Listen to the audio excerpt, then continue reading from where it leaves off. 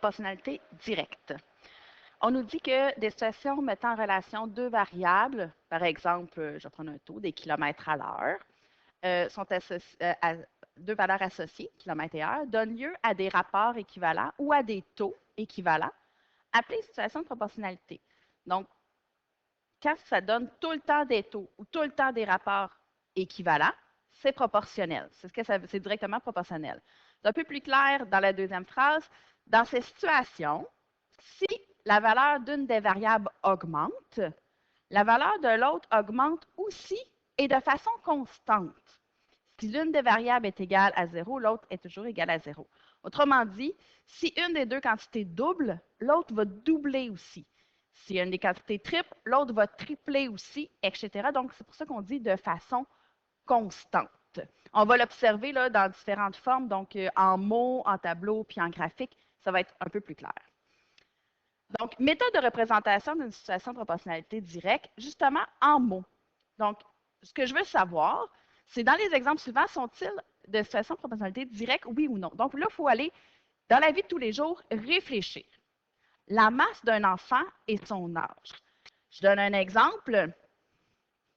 Je ne sais pas moi, à 1 an,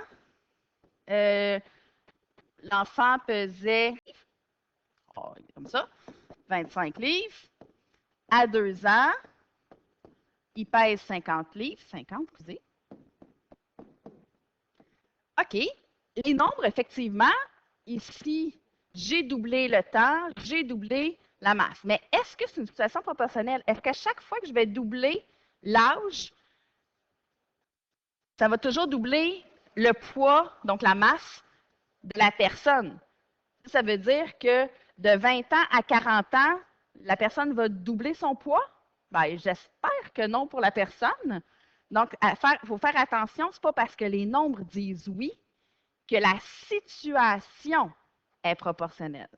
Donc, ici, ça va être non, parce que ce ne sera pas constant toute sa vie. C'est impossible. Deuxième exemple. Le nombre d'adolescents de 13 ans et le coût d'achat des billets d'entrée au cinéma. Ça veut dire, j'ai un ado, le billet coûte 12 $. Si j'ai 2 ados, les billets coûtent 24 $. Si j'ai 3 ados, le total des billets va me coûter 36 $. Est-ce que c'est constant toujours? Ben, oui. Je veux dire, une personne, un billet, 3 personnes, 3 billets. Donc, c'est 3 fois le prix. Alors, oui, c'est proportionnel. Directement proportionnel. Troisième exemple. Le temps écoulé est le nombre de gouttes d'eau tombées d'un robinet qui fuit de façon constante. Et là, on précise.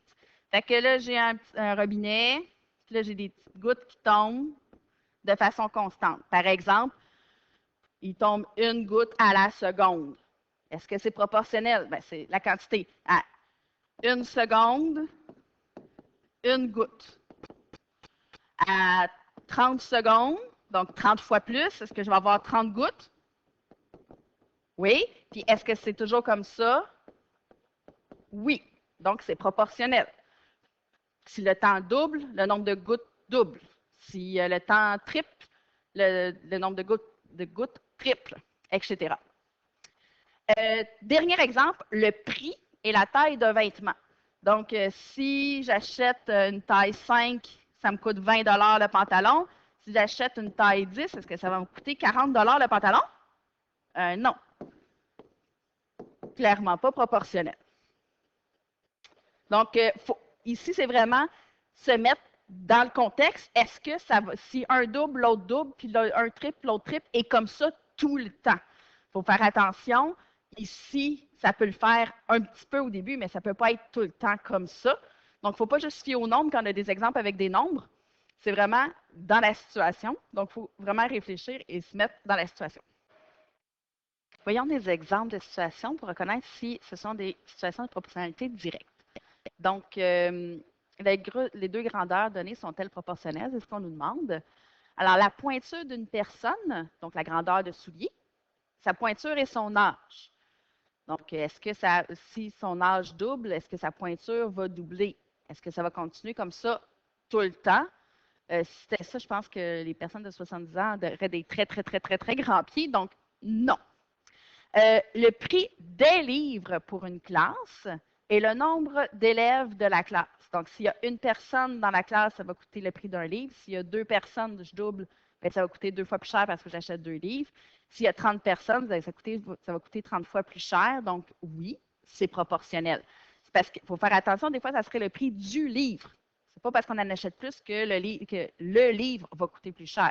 Mais ici, c'est bien des livres. Donc, oui, le total des livres est proportionnel. La taille d'une personne et son âge, on l'a fait tantôt avec la masse, donc c'est un peu le même principe.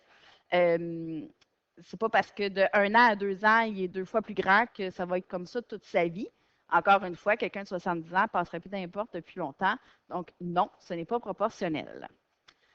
Le périmètre d'un cercle et son diamètre. On n'a peut-être pas vu le cercle, mais les dimensions de longueur, ici j'ai un cercle, c'est son diamètre, et le périmètre, est-ce que si le diamètre est 2 fois plus grand, le cercle va être 2 fois plus grand? Oui, c'est le même principe que si je prends un carré.